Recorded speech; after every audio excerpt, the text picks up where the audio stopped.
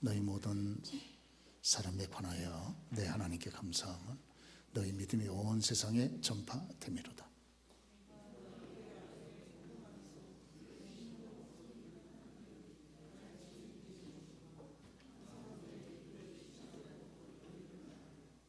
어떻게 하든지 이제 하나님의 뜻 안에서 너희에게로 나아갈 좋은 길 얻기를 구하노라.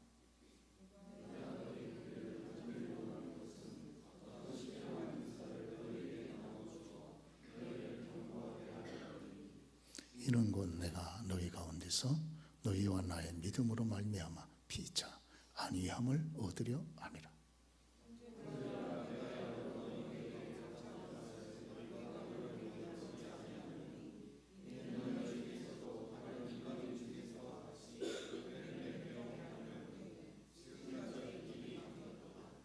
헬라인이나 야만인이나 지혜 있는 자나 어리석은 자에게 다 내가 빚진 자라.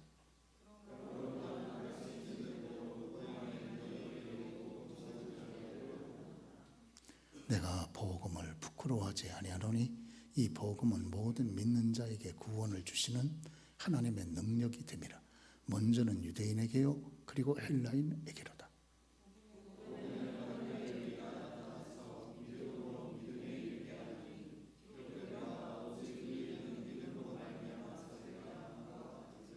아멘.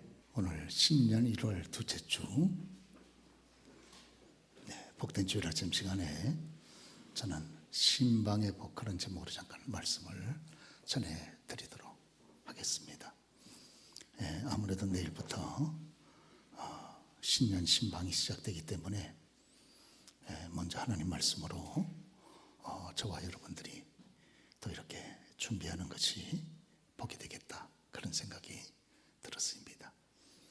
우리 신방이라고 하는 말은 한문으로 보면 찾아갈 심자 그리고 찾아갈 방자 그렇게 되어 있습니다. 그래서 택한 자신님의 백성을 찾아가는 것이죠. 하나님께서 예비된 주의 축복을 그렇게 드리기 위해서 찾아가는 것이다. 그것이 신방이다 이렇게 볼 수가 있습니다. 저와 여러분들이 특별히 우리 하나님께서 성경의 파도 또 하나님이 세우신 주의 종들을 통해서 계속 이렇게 교우들을 신방을 하게 합니다. 이유는 이 땅에 구원받았지만 천국 갈 때까지 저와 여러분들이 하나님의 백성으로 합당하게 살고 또 저와 여러분들이 연약하기 때문에 왜? 죄성이 있으니까. 그래서 하나님께서 우리의 연약함을 붙잡아 주시고 또 하나님 예비된 풍성한 그 은혜를 베푸시기 위해서 우리들이로 하여금 신방케 하고 더 그 복을 받게 하신다 이렇게 보아집니다. 우리가 성경의 기록을 보면 하나님께서 무죄했던 아담 부부로부터 시작해서 계속해서 주님의 신방을 하시는 걸 볼 수 있습니다. 에덴 동산에서 아담과 하와가 죄가 없는 무죄했던 그런 부부였지만 유혹을 받아서 마귀가 뒤에서 조종하고 뱀이 행동대장으로 나서지 않았습니까? 그래서 아담과 하와를 유혹을 했어요. 그런데 죄 없는 아담 부부도 넘어갔습니다. 그래서 하나님의 말씀을 겁도 없이 불순종해서 그래서 선악을 알게 하는 나무의 과실을 따먹고 저주를 받지 않았습니까? 그래서 그들은 이제 하나님 앞에 더 이상 나올 만한 그런 힘도 자격도 은혜도 다 떨어지고 넘어져 있을 때 하나님께서 일방적으로 먼저 아담 부부를 찾아가셨습니다. 그리고 말씀하시고 그들에게 살 길을 제시하지 않으셨습니까? 그렇죠. 그것이 바로 창세기 3장 15절에 원시복음이라고 하는 말씀이죠. 여자의 후손이 뱀의 머리를 상하게 할 것이고 그래서 이 땅 위에 창차오실 여자의 후손이 뱀을 통해서 유혹으로 넘어진 그래서 범죄한 아담과 하와의 모든 후손들을 살릴 것이다 하는 것을 증거해 주신 것이죠. 우리가 창세기 4장 보면 아담의 자녀인 가인과 아벨에 대한 얘기가 나옵니다. 범죄한 후손들은 이제 예배를 통해서 하나님 앞에 나아갈 수 있게 되지 않았습니까? 어린 양의 피를 중보로 해서. 그런데 가인은 하나님 앞에 드렸던 예배에서 하나님 받지 않았습니다. 왜? 어린 양의 피가 없고 믿음이 없었던 거죠. 그런데 아벨의 예배는 받지 않았습니까? 가인이 분노했습니다. 시기심이 일어나고 동생 아벨에 대해서 미움이 일어나고 보니까 큰 사태가 일어날 것 같아요. 그래서 하나님께서 가인에게 찾아가지 않았습니까? 그래서 가인아, 내가 선을 행하지 아니하면, 선을 행하면 어찌 얼굴을 잃지 못하겠느냐. 그런 거로 죄는 너를 원하나 너는 죄를 다스릴지니라 그랬습니다. 죄가 가인을 원한다는 거예요. 죄가 가인에게 뭘 원합니까? 가인을 지배하기를 원하는 거죠. 그런데 하나님께서 가인에게 큰 범죄가 있기 전에 가인을 살리시기 위해서 직접 찾아와서 말씀하셨는데 가인은 하나님의 말씀을 귀천으로 들었어요. 심상이 듣고 가볍게 들었습니다. 결국 마귀의 충동 가운데 분노심에 사로잡혀서 자기 하나밖에 없는 동생 아벨을 아무도 없는 들판에서 그것도 돌로 때려서 여러분 그렇게 잔인하게 죽이질 않습니까? 어떻게 그럴 수 있습니까? 형이 어떻게 자기 하나밖에 없는 동생을 그렇게 잔인하게 그것도 돌로 때려 죽일 수 있습니까? 이거 완전 마귀 역사입니다. 사람이라면 그렇게 못하는 거죠. 하나님이 이걸 먼저 아시고 분노와 미움 가운데 꽉 잡혀있는 가인에게 먼저 찾아와서 그런 범죄를 미연에 예방하고 그가 살 수 있도록 길을 말씀해 주셨는데 이걸 듣지를 않은 거예요. 그렇죠. 하나님께서 먼저 신방하셨음에도 불구하고 우리가 창세기 18장에 보면 하나님께서 아브라함 가정에 약속된 큰 복을 주시기 전에 먼저 신방하지 않습니까? 그러죠. 그리고 아브라함은 하나님의 약속대로 아들을 잉태하는 정말 놀라운 하나님의 기적적인 축복을 받았습니다.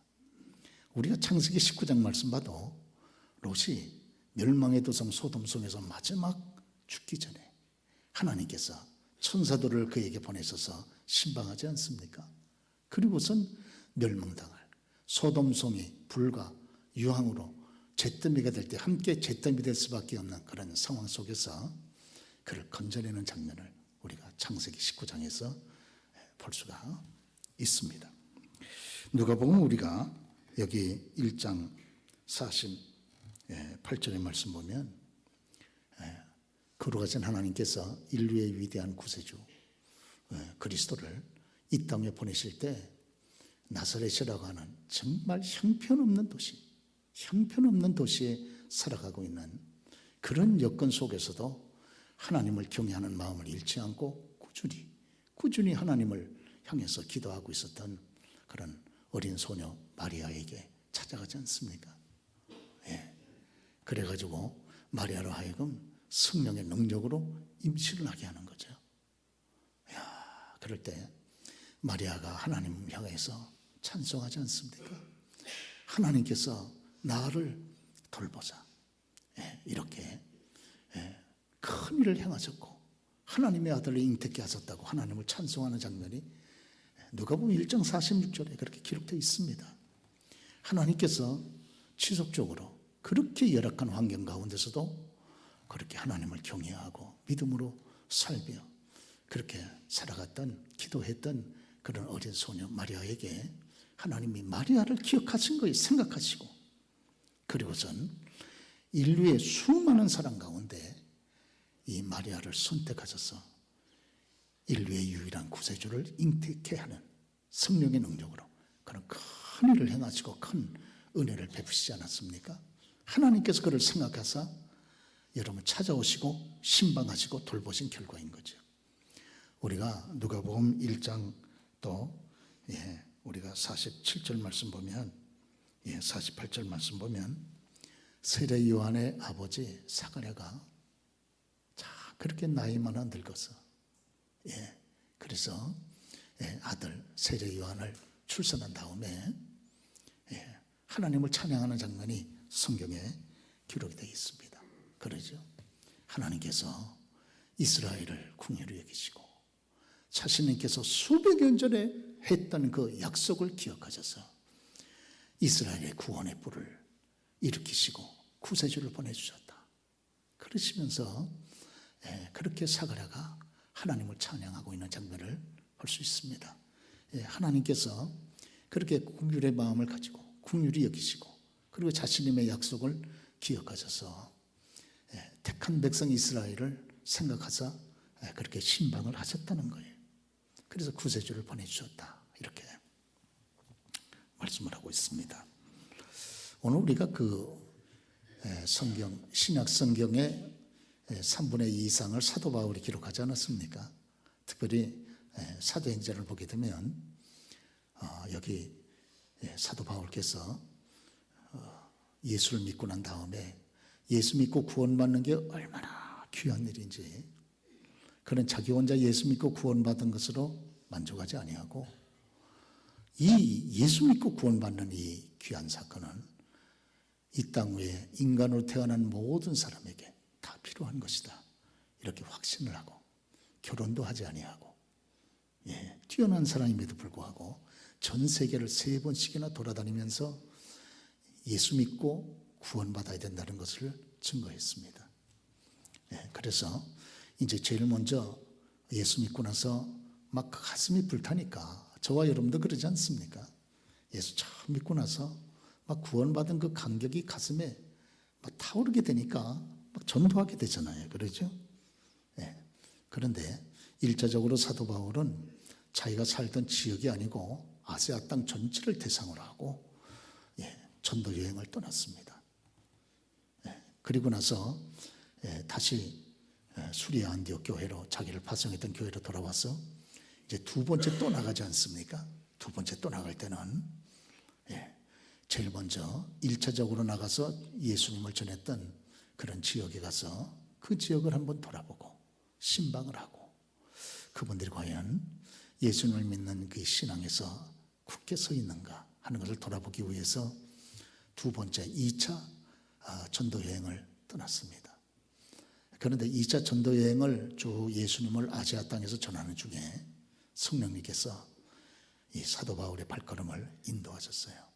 그래서 아시아 땅에서 이제 전도하는 것을 멈추고 유럽 땅으로 가라 해서 2차 전도 여행은 유럽 땅으로 그 발걸음을 옮기질 않습니까? 그리고 2차 전도 여행을 유럽 땅까지 연결을 시켜서 하고 그다음 3차 전도 여행까지 또 나갑니다. 참 여러분, 한 사람을 전도하니까 두 사람 전도할 수 있는 자신감이 생기고 또 전도하니까 또 다른 사람을 전도할 자신감이 생기고 참 예수를 전해서 상대방이 구원받고 그 즐거워하는 모습을 보니까 나는 더 감격스럽고 첫 번째 아이를 임신해서 출산할 때에는 정말 힘들어가지고 어려웠지만 아이를 출산하고 나니까 너무 감격스럽고 너무 기쁘고 너무 즐거우니까 또 두 번째 아이를 또 임신해서 출산할 마음이 생기는 것처럼 그래서 사도 바울이 이렇게 3차 전 세계를 3번씩이나 돌아다니면서 예수를 전했습니다. 그 당시 교통편도 형편없는 때고 또 예수 믿는 사람들이 뭐 몇 분 안 되잖아요. 몇 분 안 되고 당시 사회는 예수를 믿지 못하니까 예수님을 통해서 하나님을 모르는 사회니까 전부 우상단지 믿는 그런 사회 아니었습니까? 전부 우상단지 믿는 그런 사회, 예수 믿는 사람이 얼마 되지도 않는 그런 여건 속에서 여러분 전 세계를 3번씩이나 돌아다니면서 예수님 꼭 믿으셔야 우리가 태어나면서부터 가지고 나왔던 그 원죄를 씻고 그리고 이 땅 위에 하나님의 자녀로 거듭나서 하나님의 축복 가운데 정말 복된 인생을 살아가고 이 땅 위에서 우리가 무슨 천년 만년 살 것도 아니고 우리 몸은 우리 겉사람은 자꾸 이게 흙으로 만들어져 있기 때문에 마치 소모품처럼 자꾸 이렇게 후패되어지고 자꾸 썩을 후자 깨어질 패자 자꾸 썩어지고 자꾸 이렇게 깨어지고 사실 연세가 드는 것 자체가 질병이죠. 예, 그렇게 건강했는데도 불구하고 여기 아프고 저기 아프고, 예, 여기 앉았다 일하면 아이고 저기 앉았다 일하면 아이고 소리가 끊어지질 않잖아요. 그러죠. 천국이 가까운 거지요. 그러죠. 예, 그럼에도 불구하고 우리가 참 예수 믿고 나니까, 예, 이 질그릇 속에 보배와 같은 그리스도 예수를 모셔서 우리가 하나님과 늘 이 땅에 사는 동안 교제하면서 믿음으로 살다가 어느 날 내 이 땅 외의 인생의 수명이, 육체의 수명이 다 끝났을 때 하나님께서 우리를 부르시지 않습니까? 이제 이 땅 위에서 이제 삶을 정리해야 되겠다. 성령께서 말씀해 주시면 이제 저와 여러분이 잘 정리하고, 그리고서는 우리의 영혼이 우리의 육체를 떠나는 순간 우리의 육체는 죽었다 그러는 거죠. 예, 그렇죠. 예, 그래서 참 여러분 우리가 이 죄를 씻은 영혼을 우리 속에 이렇게 함께 이 땅에 복되게 정말 복되게 살다가 이제 하나님께서 부르면 천국에 가게 되는 것이 아니겠습니까? 할렐루야. 예, 이 땅과는 비교할 수 없는, 이 세상은 전부 손으로 지은 것이지만 천국은 손으로 짓지 아니한 영광스러운 세계가 아닙니까? 그러죠? 천국이 얼마나 좋으면 예수님이 이 땅에 오셔서 여러분 천국을 소개하시고 저와 여러분 예수 믿고 천국 가도록 그렇게 하나님께서 하셨겠습니까? 예, 아무리 천국이 이 땅하고 비교가 되겠습니까? 여기. 그래서 예수 믿으면 이렇게 영육간의 복된 삶을 걸어가게 되지 않습니까? 예, 그런데 이 예수를 내 혼자 믿고 나니까 너무 이게 속이 답답하고 감격이 되고 해서 이제 예수님을 전하게 되는 것이죠. 그래서 사도 바울이 전 세계를 3번씩 돌아다니면서 정말 이렇게 예수를 전했습니다. 그러다가 저 유럽 땅 고린도라고 하는 지역에 도착하게 되었을 때 거기서 이제 3번, 전 세계를 3번 이렇게 3차 전도 여행을 거반 끝마칠 즈음에 로마를 향해서 편지를 씁니다. 그래서 내가 이제 여러분 로마로 갈 것입니다. 그래서 거기 가서 여러분들을 뵙고 로마에서 여러분들의 신앙을 견고하게 하고, 그리고 여러분들과 여러분 함께 위로를 나누고, 그리고 여러분들이 보내주면 이제 마지막 이 세상의 땅끝이라고 하는 저 서바나까지 가서 스페인까지 가서 내가 꼭 예수님을 전하고 싶습니다. 그렇게 하는 목적을 가지고 로마서를 쓰게 되질 않습니까? 그렇습니다. 이 로마서 오늘 본문 말씀을 읽어보면 사도 바울께서 로마를 신방하려고 하는 계획을 가지고 목적을 가지고 글을 쓰고 있는데, 여기에 보면 신년 이제 저희 교회에서도 교회 여러분들을 신방하게 되는 그 이유, 그 목적, 그리고 신방을 통해 어떠한 우리가 축복을 누리게 되는가 하는 것이 사도 바울께서 이미 로마서 본문에서 밝혀주고 있습니다. 특별히 사도 바울은 신방하는 첫 번째 목적을 가르쳐서 그는 성도님들을 경고케 하기 위해서 신방한다, 그렇게 글을 쓰고 있습니다.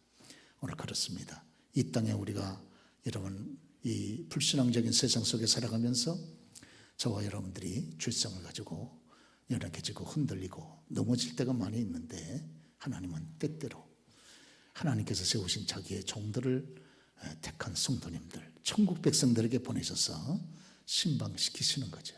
그리고 신방케 하는 목적은 무엇보다 여러분 경고케 하기 위해서, 그래서 천국의 주님 앞에 서는 그날까지 흔들리지 않고 넘어지지 않고 마지막까지 승리하도록 하기 위해서 하나님이 신방케 하시는 줄로 그렇게 믿습니다. 그래서 신방을 통해서 다시 한번 힘을 얻게 하고 하나님을 바라보게 하고, 그리고 넘어졌던 자리에서도 다시 일어나서 여러분 소망 가운데 걸어갈 수 있도록 그렇게 격려하는 것이 아니겠습니까? 그렇습니다. 매년마다 저희 교회가 코로나 이런 사태가 있기 전에는 매년마다 정기 신방을 교우들 가정마다 쭉 이렇게 같이 했습니다. 근데 이 코로나 사태가 그만 터지는 바람에 몇 년 동안 신방이 못하게 된 거예요. 그게 얼마나 안타깝습니까? 그랬죠. 그러다 이제 코로나 사태가 이제 거의 다 정리가 되고 올해 제가 우리 교우들 가정에 이제 신년 신방을 꼭 한번 하는 것이 좋겠다. 그래서 구역장님들께 특별히 부탁의 말씀을 드렸고 올해 이제 내일부터 시작을 해서 여러분 가정에 여러분 특별히 여러분들이 송구영신 예배 때 기도하는 마음으로 뽑은 하나님 말씀 카드가 있지 않습니까? 그래서 우리 하나님 전능하시기 때문에 저와 여러분 한 분 한 분의 개인적인 사정을 다 알고 계시고 또 여러분들에게 하나님께서 하고 싶은 말씀이 있단 말이에요. 축복된 말씀, 그 말씀을 신전 신방 때 여러분 제가 전하게 되고 그리고 함께 그 말씀을 들으면서 우리가 다시 한번 힘을 얻게 되고 그리고 피차간에 우리가 서로 위로를 받는 시간을 갖게 되지를 않습니까? 그렇습니다. 이런 이야기가 있습니다. 한 그 감옥에 두 분의 죄수가 한 방에 갇혔다는 거예요. 그런데 죄수 하나는 그 창살 밖을 내다보면서 늘 하늘을 쳐다봤다 그럽니다. 하늘에 떠 있는 구름을 보고 또 그 파란 하늘을 보고 그러면서 그때마다 마음에 희망을 품고 시를 지었다 그럽니다. 그런데 또 한 죄수는 늘 창살밖을 바라볼 때 진흙땅, 창살밖 밑에 있는 진흙땅만 늘 바라보고 내가 어쩌다가 내 신세가 이렇게 돼서 이 감옥에 들어와서 이런 세월을 보내는가 늘 한탄하면서 그렇게 탄식하면서 보냈다는 거예요. 그러다가 길이 차가지고 두 사람이 다 풀려났습니다. 풀려나면서 늘 창살 밖에 하늘을 보고 구름을 보면서 시를 지었던 이 죄수는 그동안에 지었던 시를 시 묶음을 가지고 출판사로 달려갔습니다. 그러나 늘 진흙탕을 바라보면서 자기의 신세를 한탄하고 그렇게 했던 이 사람은 정신적으로 병이 걸려서 바로 병원으로 옮겨지게 되었다. 그런 참 우스운 얘기입니다만은 제가 한번 읽어본 적이 있습니다. 여러분 같은 여건, 같은 환경 속에 있어도 늘 여러분 하늘을 바라보는 사람은 소망 가운데 내일을 기약하면서 걸어갈 수 있고 늘 땅을 바라보는 사람은 자기의 신세를 한탄하고 탄식하는 사람은 결국 정신병이 걸릴 수밖에 없습니다. 같은 여건 속에 같은 시간을 보내더라도 말씀이죠. 그렇습니다. 오늘 저와 여러분들이 신방을 통해서 하나님의 말씀을 듣고 우리가 살아가는 현실은 그렇게 여러분 넉넉하지 아니한다 할지라도 전능하신 하나님이 우리의 아버지가 되셔서 늘 우리와 더불어 함께 하시고 하나님이 우리의 앞길을 인도하신다고 하는 벅찬 소망을 가지고 우리가 여러분 주님을 바라볼 때 어떤 여건 속에서도 여러분 우리는 시를 지을 수 있지 않겠습니까? 오늘 우리가 시편 말씀을 보면 성경의 가장 긴 150편의 말씀인데 그 시편 말씀의 반 이상이 73편이 다윗이 지은 시 아닙니까?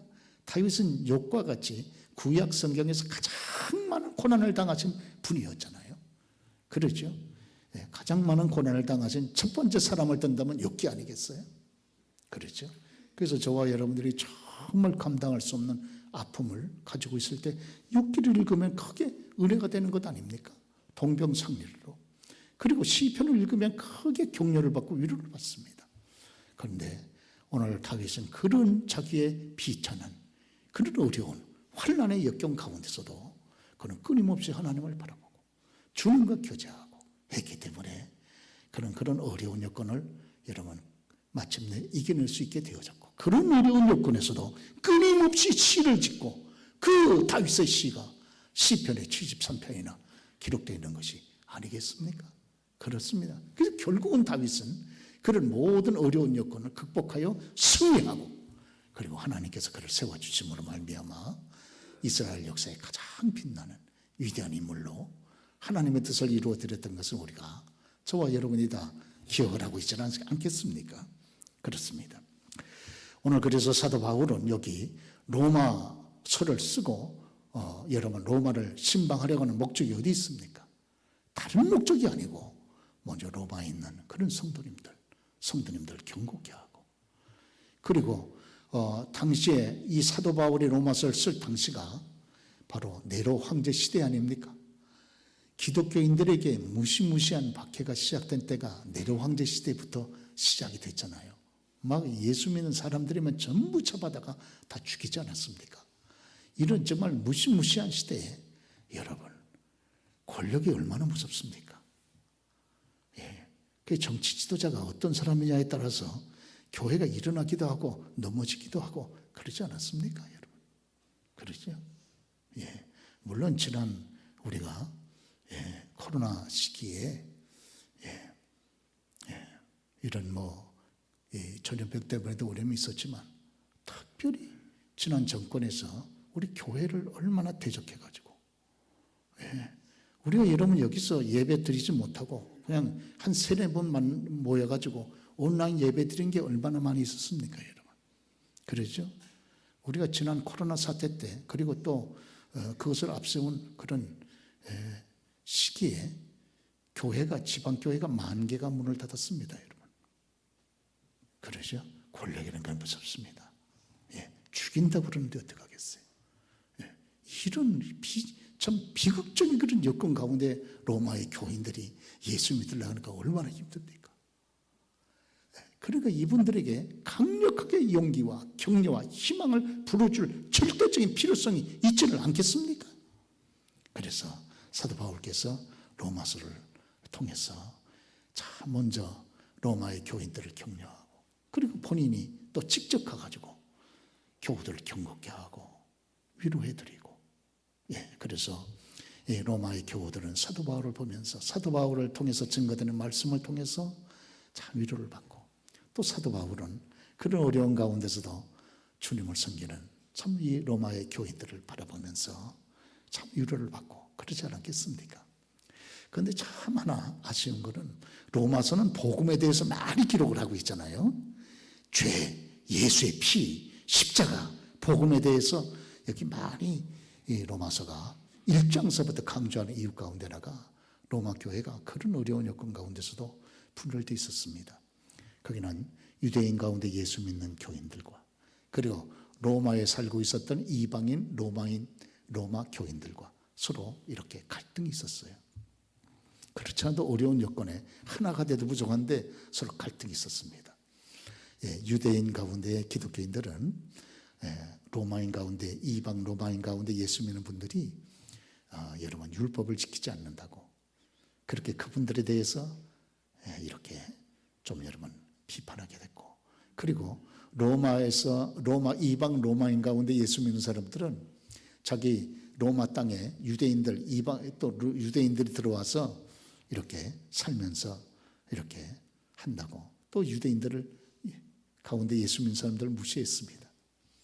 그러니까 한 교회 안에서도 유대인끼리 또 로마 이방인들은 이방인들로서 서로 이렇게 하나가 되지 못하고 갈등을 가지고 서로 이렇게 되어 얼마나 안타깝습니까? 그러니까 사도 바울께서 여러분 그렇게 되시면 안 됩니다. 그렇게 되시면 안 되고 우리가 그리스도 안에서 하나가 아닙니까? 우리가 다 죄인인데 그리스도께서 십자가에서 피 흘려 죽으심으로 인하여 그 복음을 믿음으로 우리가 다 구원받은 하나님 앞에서 우리가 한 권속이고 한 가족이고 한 형제가 아닙니까? 우리 하나가 되어야 됩니다. 그걸 강력하게 증거하는 서신이 로마서 아닙니까? 그래서 로마서가 그렇게 복음을 강조하는 이유가 거기 있는 거거든요. 서로 내분하지 말고 우리가 복음 안에서 하나라고 하는 사실 여러분 다시 한번 확신하셔야 됩니다. 그러면서 강력하게 로마서를 쓰고 있는 것이거든요. 한 15년쯤 됐습니다. 우리 지금 저희 신년 신방을 가는데 그 가정에 들어가 보니까 남편은 낙심해가지고 시무룩해 있고요. 보니까 부부 사이가 굉장히 문제가 생겼어요. 보니까. 그리고 또 부인은 남편하고 얘기도 안 합니다. 벌써 한냉전선이 막 강력하게 흘러가지고 막 맹맹한 거예요. 그런데 전체 이 신방이 진행이 되니까 구역장님이 그냥 그분 가정은 신방받고 싶은 전혀 분위기도 아니고 마음도 없었는데 구역장님이 아마 통보를 하신 것 같아요. 목사님께서 오시니까 준비하고 계시라고. 그래서 이제 억지 춘향으로 신방을 받으신 거예요. 그분이 제가 보니까 억지 춘향으로. 제가 들어가 보니까 이거는 완전히 냉장고 같아요. 그 분위기가. 보니까는 부부 사이에 큰 문제가 있었던 것 같습니다. 그래서 이분들이 송구영신 예배에 나오시도 여러 가지 여건 때문에 그런 여건에서 나오실 수 있었겠어요. 그래서 예배를 드리면서 그 시간에 말씀 카드를 딱 뽑았습니다. 제가 먼저 기도하고 하나님께서 이 사랑하는 두 분에게 가장 적합한 말씀을 전능하신 하나님께서 허락하실 줄로 믿습니다. 그걸 기도하고 그리고 딱 뽑았어요. 남편이 말씀 카드 뽑고 아내가 말씀 카드 딱 뽑고 그 말씀을 보면서 이 두 분의 문제가 완전히 해결이 됐습니다. 그때 그 남편에게 주신 말씀이 지금도 잊지를 못합니다. 지금도 하도 제가 인상 깊어가지고 로마서 15장 13절 강선이 한번 띄워보세요. 한번 같이 읽어보겠습니다. 시작. 소망의 하나님이 모든 기쁨과 평강을 믿음 안에서 너에게 충만케 하사 성령의 능력으로 소망이 넘치게 하시기를 원합니다. 소망이 없어가지고 완전히 낙심이 충만해가지고 그래가지고 여러분 이렇게 의기소침해 있는 이 남편에게 다 이 말씀을 주십니다. 소망의 하나님, 계속해서 소망의 하나님, 소망이 넘치게 하나님께서 말씀을 통해서 그 남편에게 소망을 여러분 주시는 것을 읽어볼 수 있습니다. 그리고 이제 엄마 뽑으시라 그랬어요. 엄마가 뽑으시니까 이제 이런 말씀이 뽑혔습니다. 요한복음 13장 34절 같이 한번 읽어보시죠. 새 계명을 너에게 주노니 서로 사랑하라. 내가 너희를 사랑한 것 같이 너희도 서로 사랑하라. 자, 얼마나 충격을 받았겠어요. 이 말씀을 딱 받고 나서 남편에게는 소망, 부인에게는 사랑 이래가지고 제가 기도하고 두 분 손잡으라고 손잡으시고 제가 기도하고 깨끗이 해결된 줄을 믿으시면 아멘 하시기 바랍니다. 아멘. 그러죠. 그렇습니다. 근본에 하나님께서 여러분 사도 바울께서 로마서를 쓸 때 신방의 그 정신, 로마서를 쓸 때 상황과 여건이 다 다르겠죠. 그러나 그 신방의 목적은 지금이나 옛날이나 동일합니다. 근본에 여러분 신년 신방을 통해서 저와 여러분이 하나님이 경고케 하시는 그 은혜로 함께 하실 줄 믿습니다. 또 우리가 피차간에서 위로를 받는 복된 시간이 여러분 하나님께서 우리에게 줄 믿습니다. 아울러서 우리가 다시 하나 되는 정말 그런 여러분 축복이 함께 하지 않겠습니까? 이런 복된 신방을 위해서 여러분들께서 여러분 기도해 주시기를 다시 한번 당부의 말씀을